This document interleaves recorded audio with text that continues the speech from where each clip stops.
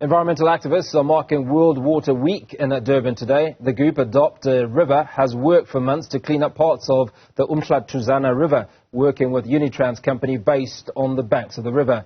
Karinda Jagmohan filed this interview with WaterCAN, who are calling on citizens to test and protect their water resources. Well, as the globe marks World Water Week, there are conversations about the importance of protecting natural resources.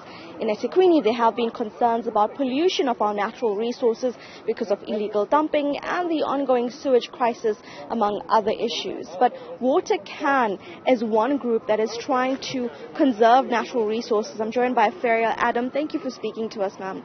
Tell us about WaterCAN, the project you have for citizens to test water. So WaterCAN is literally translated as Water Citizens Action Network. And we are trying to build awareness at a citizens level so people can test water across the country.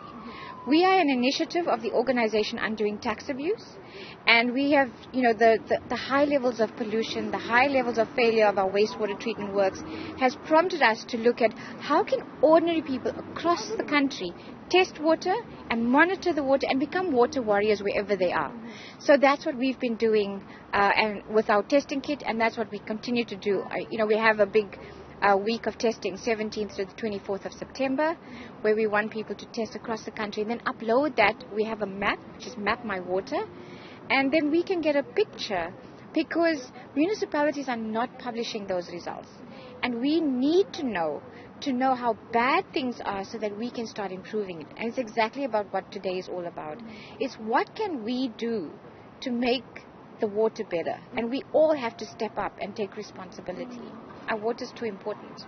No, it certainly is. Tell us about your concerns regarding water in eThekwini. The municipality has said we have some of the safest drinking water, but from your perspective, your concerns, especially about our natural resources too. So our drinking water, even in Johannesburg, city of Joburg, there are pockets of us having very good drinking water, but that is I think we're at a point where there's so much pollution and such high levels of sewage in our rivers and streams that it's going to be more expensive to clean, and it is going to affect our water down the line.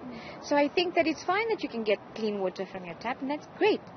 But we have to realize that if we kill off our rivers and streams, if we kill off the ecosystem, the bugs, the frogs, the plants, we're going to be having a dead planet. And that is the reason why we need to protect it. It's not just about our drinking.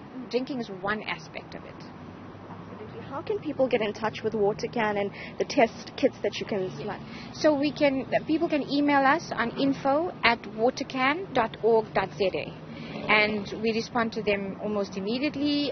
They can tell us whether they want to test or they want to, even for the testing week, if they send us an email at info@watercan.org.za, we will then add them to our database to send them a testing kit and get them to test. They can test tap water, rivers, streams, whatever they want to test, except boreholes, because I think borehole water needs a laboratory test.